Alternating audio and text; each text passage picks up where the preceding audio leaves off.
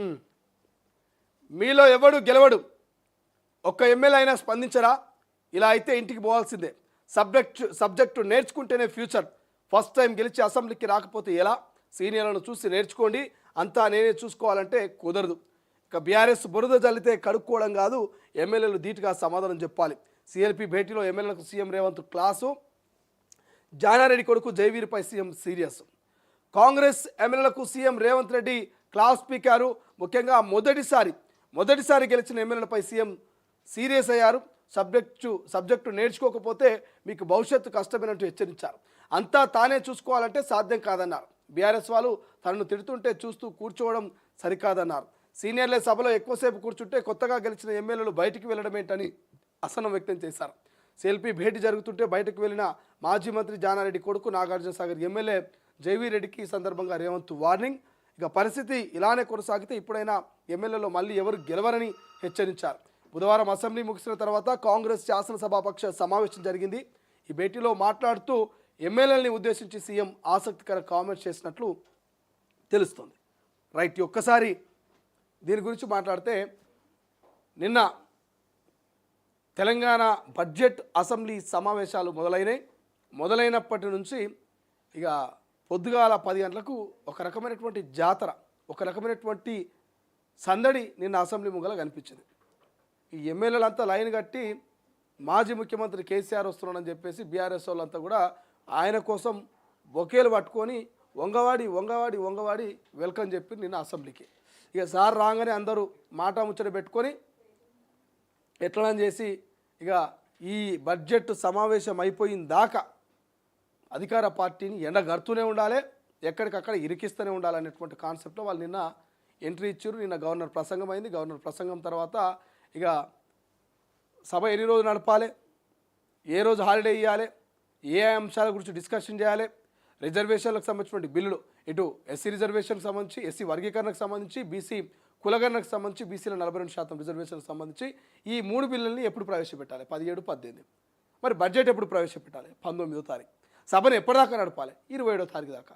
So ఇదంతా కూడా నిన్న అందరూ కూర్చొని నిన్న మాట్లాడుకున్నటువంటి పరిస్థితి మనకు కనిపించింది. ఎవరైతే కాంగ్రెస్కి సంబంధించినటువంటి నేతలు ఎవరైతే ఉన్నారో వీళ్ళందరూ కలిసి కూడా నిన్న బీఎస్సీ మీటింగ్లో అందరూ కూర్చొని సో ముఖ్యమంత్రితో సహా అందరూ కూడా హాజరయ్యారు. సో అక్కడ ఉన్నటువంటి ఎమ్మెల్యేలు కావచ్చు వీళ్ళందరూ కూడా హాజరయ్యి ఈ హాజరైనటువంటి ఎమ్మెల్యేలంతా కూడా కొంతమంది ఎవరైతే ఫస్ట్ టైం ఎమ్మెల్యేలు ఉన్నారో సో సిఎల్పి భేటీల తర్వాత సిఎల్పిలో భేటీ అయ్యి సో వీళ్ళందరూ మాట్లాడుకున్నారు. ఏమని, ఎట్లా కౌంటర్ ఇవ్వాలి, ఎట్లా దాడికి ఎదురుదాడి చేయాలి, సో ప్రజల నుంచి మనకున్నటువంటి ఆదరణ ఏంది, ప్రజలకు మనం అందిస్తున్నటువంటి సంక్షేమ పథకాలు ఏంది, ఇవన్నిటిని కూడా మనము ఎప్పటికప్పుడు కంటి మీద రెప్పపాటు కూడా మనం ఆలస్యం చేయదు.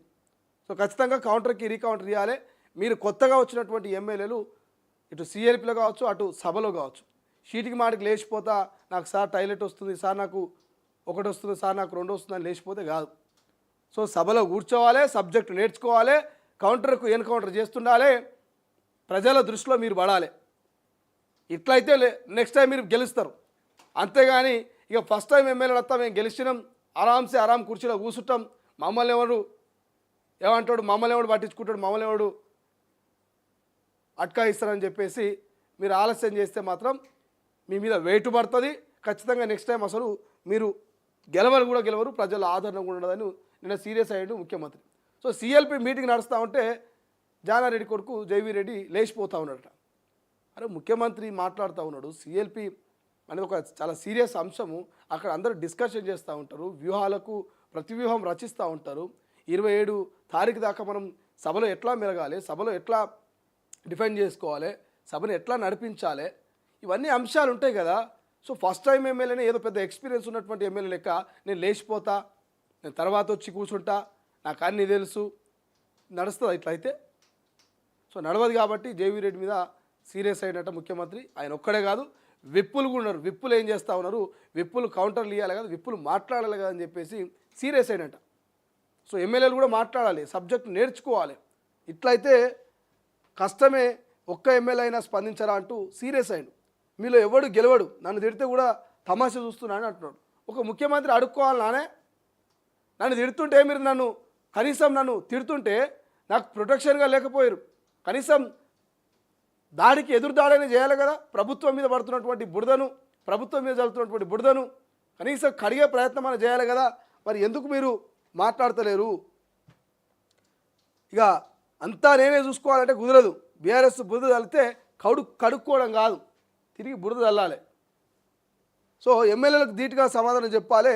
సిఎల్పి భేటీలో మాత్రం నిన్న సీఎం సీరియస్ అయినట్టు తెలుస్తుంది.